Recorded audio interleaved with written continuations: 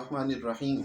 मोहतरम अज़ीज़ दोस्तों, आज हम अपने दोस्तों की खिदमत में एक अहम मसले के हवाले से जो सेहत से मुताल्लिक़ है रहनुमाई करना चाहते हैं।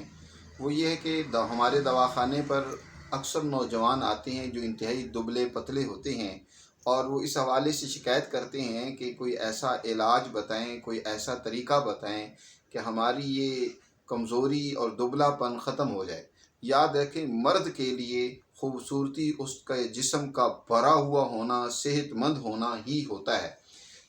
ख़वातीन के लिए दुबला पतलापन फिर भी अच्छा लगता है, लेकिन मर्द बिल्कुल कमज़ोर हो जाएं और उनका जिस्म नहीफ़ हो जाए, ये उनके लिए खूबसूरती का भी बाइस नहीं है और सेहत के हवाले से भी ये कोई अच्छा शुमार नहीं होता। तो ऐसे लोग जिनके जिस्म दुबले पतले हों, याद रखें उसकी बड़ी वजह ये होती है कि उनके जिस्म के अंदर रतूबात की इंतहाई कमी हो जाती है।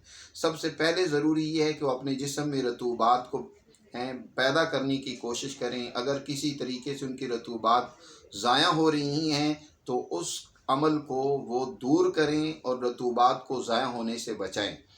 अब मैं आता हूँ इसके इलाज की तरफ। अज़ीज़ दोस्तों, इसकी एक ग़िज़ाई इलाज मैं आपको बताता हूँ।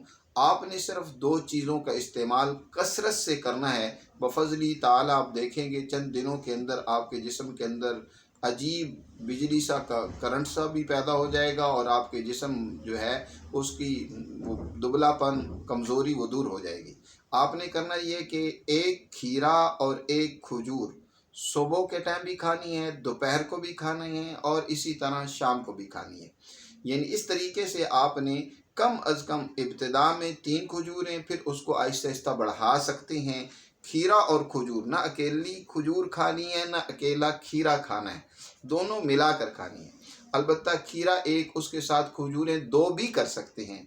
एक खजूर और एक खीरा, या 2 खजूरें और एक खीरा। इस तरीके से आप 1 महीना मुसलसल इस अमल को जारी रखें। फिर देखें अल्लाह के फजल से कैसे आपको सेहत और तवानाई मिलती है। दुआओं में याद रखिए अपने दोस्त हकीम उस्मान गनी को। बहुत शुक्रिया।